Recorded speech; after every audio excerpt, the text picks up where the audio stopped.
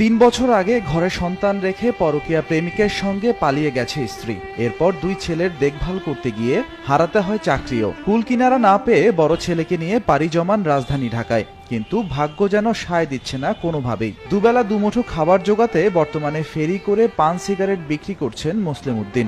মানুষের মদ কর, গাঁজা কর, হিরোইনসি এগো বৌডি বিকতায়, কিন্তু আমরা কিছুই খাই না।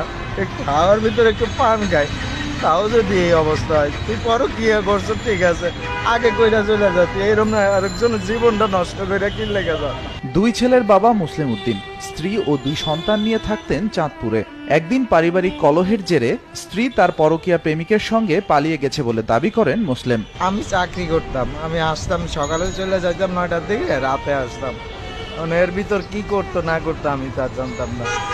পরে আস্তে আস্তে সব ঘটনা ফাঁস হয়েছে। একদিন একটু রুটি বানানো নিয়ে তারে মারছিলাম, একটু কয়টা বাড়ি দেওয়াতে সে চলে গেছে। তো ওই বুঝতে পারছি না তুমি মারার উসিলাই গেছো।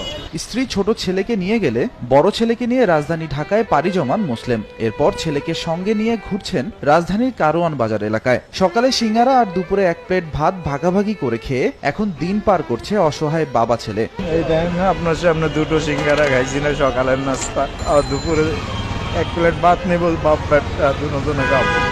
ছেলেরে নিয়ে আবার চাকরিতে গেছিলাম, যাই এই যে না চাকরি করতে গেলে ছেলেরে পাইতাছি না আমি।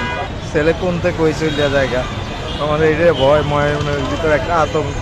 মাত্র 2,500 টাকা নিয়ে ঢাকায় পাড়ি জমানো মুসলিম এখন ছেলের জন্য রাস্তার পাশে বসে চোখের পানি ফেলছেন। সব হারানো মুসলিম চান ছেলের একটি সুন্দর ভবিষ্যৎ। ছেলেকে ভালো মাদ্রাসায় পড়াতে চান তিনি। তবে এই মুহূর্তে অপরের সাহায্য ছাড়া কিছুই করার নেই ছন্ন ছাড়া পিতা পুত্রের। 2,500 টাকা নিয়ে আসছি এই ঢাকা শহরে, আজকে 5-6 দিন এটা দিয়ে কোনো রকম চলতেছে। ছেলে জন্ম দিয়েছি ঠিক, এর ভবিষ্যৎ নষ্ট করার অধিকার কিন্তু আমার নাই।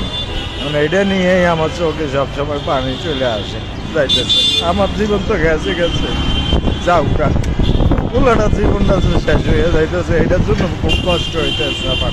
পেনা দিয়ে বেল বানাইছে, আমি বেলটা কিনে দেওয়ার তেমন তো হইতেছে না। কিভাবে এখন আমি মাদ্রাসায় দেবো? হয়তো মাদ্রাসায় যদি 3,000 টাকা অথবা 4,000 টাকা তো অন্তত লাগবে।